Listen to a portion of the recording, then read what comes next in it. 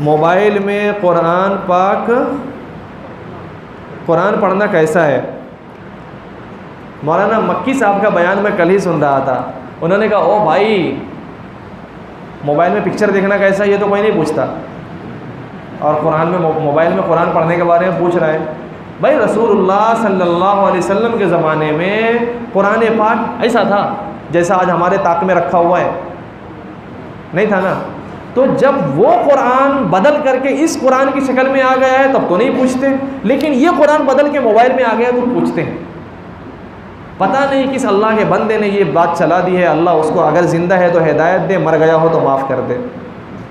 یہ سب باتیں نہیں کرتے بھائی موبائل میں قرآن پڑھنے کے بارے میں, بلکہ وہ کچھ لوگ امام حرم کے نام سے چلاتے ہیں. کل ہی رات میں سفر کرتے ہوئے ایک آڈیو ویڈیو میں کنورٹ کیا ہوا آڈیو آیا, اور اس میں تھا اگر آپ مسلمان ہو تو آج کے آج میرے اس آڈیو کو پوری طرح سنو, پوری دنیا میں پھیلا دو.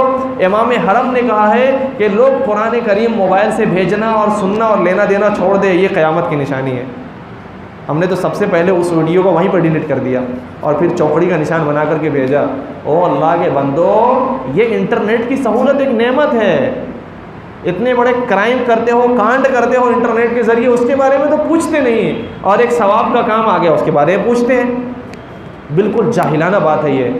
جو بھی کر رہا ہو آپ بالکل پڑھیے, شوق سے پڑھیے. بلکہ میں آگے بڑھ کے یہاں تک کہتا ہوں, آپ مسجد میں بیٹھے ہو, سامنے قرآن ہے, اگر آپ پڑھ رہے ہیں تو کسی کو ٹوکنے کا حق نہیں ہے, کسی کو ٹوکنے کا حق نہیں ہے. موبائل میں قرآن ہی تو ہے بھائی. یہ قرآن جب رسول اللہ کے زمانے میں ایسا نہیں تھا, موبائل میں بدل کر کے آ گیا, تو کیوں ٹوکتے ہو کسی کو؟ ہاں اعلیٰ درجہ یہ ہے کہ یہ قرآن جو کتابوں کی شکل میں ہے, جس کو دیکھنا بھی ثواب, جس کو ہاتھ میں لینا بھی ثواب, برکت والی کتاب, ہدایت والی کتاب, آپ اس کو ہاتھ میں لے کے پڑھیے. لیکن کوئی آدمی موبائل میں پڑھتا ہے, آپ اس کو مت ٹوکیے. آپ کو نہیں معلوم شریعت کے مسائل, بلا وجہ کے لیے لوگ اس چیزوں میں پڑے ہوئے ہیں. اکثر لوگ, کئی لوگوں نے مجھے کہہ دیا مفتی صاحب آپ موبائل میں قرآن پڑھتے ہو. میں نے کہا او بھائی آپ موبائل میں پکچر دیکھتے ہو, حد ہو گئی یار. کیوں نہیں پڑھیں گے بھائی؟